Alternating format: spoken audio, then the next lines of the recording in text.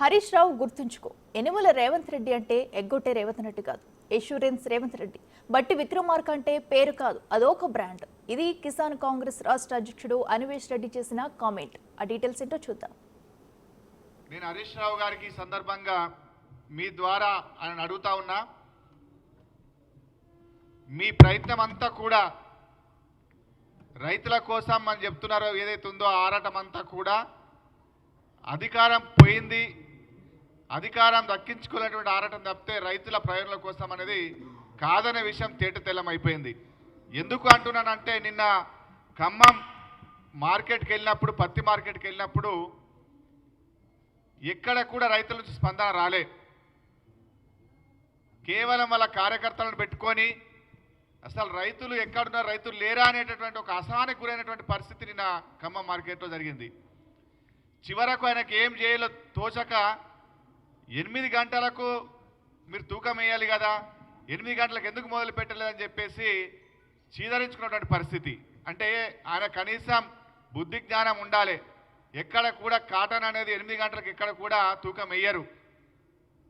అప్పటికే ఇంకా చల్లగా ఉంటుంది, తేమ శాతం అనేది కొద్దిగా ప్రభావం చూపుతుంది. ఎక్కడ కూడా 8 గంటలకు అనేది ఎక్కడ మొదలు కాదు. నీవు పోయిందే ఎందుకు, పత్తి కొనుగోలు జరుగుతలేదు, పత్తిలో ఏదన్నా ఇబ్బంది ఉందేమో అని చెప్పేసి పోయినటువంటి సందర్భంలో 8 గంటలకు కొంటారా 10 గంటలకు తూకం స్టార్ట్ చేస్తారా అనేటువంటి మాట మాట్లాడినంటే అక్కడ ఏ రకమైనటువంటి సమస్య లేదు. నిజానికి పత్తి కొనుగోలులో ఇప్పటి వరకు కూడా మొదలుపెట్టినప్పుడు కొంత ఇబ్బంది ఉన్నమాట వాస్తవం. కానీ ప్రభుత్వం సీరియస్గా సమీక్ష చేసి అందరితోటి మాట్లాడి ఎక్కడ కూడా ఏ ఇబ్బంది లేకుండా కొనుగోలు జరుగుతుంటే ఈయనకేం అర్థం కాక ఏం చేయాలో తోచక 8 గంటలకు కొనాలని చెప్పేసి మాట్లాడినటువంటి సందర్భం. రైతుల నుంచి ఏ ఇబ్బంది లేకుండా కొనుగోలు జరుగుతుంది, అసలు పత్తి కొనుగోలు ఎలాంటి సమస్య కూడా లేదు, కావాలని చెప్పేసి రాద్ధాంతం చేసి రైతుల్ని ఆగం చేయడానికి చేసినటువంటి కుట్రలో భాగంగా జరుగుతుంది తప్పితే కానీ ఎక్కడ కూడా పత్తి రైతుల విషయంలో ఎక్కడ ఇబ్బంది కూడా జరుగుతలేదు. బోనస్ ఇస్తలేరని చెప్పేసి మాట్లాడుతూ ఉన్నాడు. ఒక దిక్కు రైతులకు ఏ జిల్లాలో ఎంత పడుతుందని చెప్పేసి రోజు పేపర్లో పుంగలుగా వస్తూ ఉన్నాయి. కొనుగోలు జరిగిన తర్వాత రైతుకు ఎంఎస్పి ప్రకారం డబ్బులు ఇచ్చిన తర్వాత 2 రోజులలోనే బోనస్ పడతా ఉన్నది 500 రూపాయలది. ఈయననేమో బోనస్ వేస్తలేరు, బోనస్ ఇవ్వాలని చెప్పేసి మాట్లాడుతుండ. అంటే ఈయన మతి ఉండి మాట్లాడుతుండా, మతి లేక మాట్లాడుతుండో ఒకసారి అర్థం చేసుకోవాల్సిన అవసరం ఉన్నది.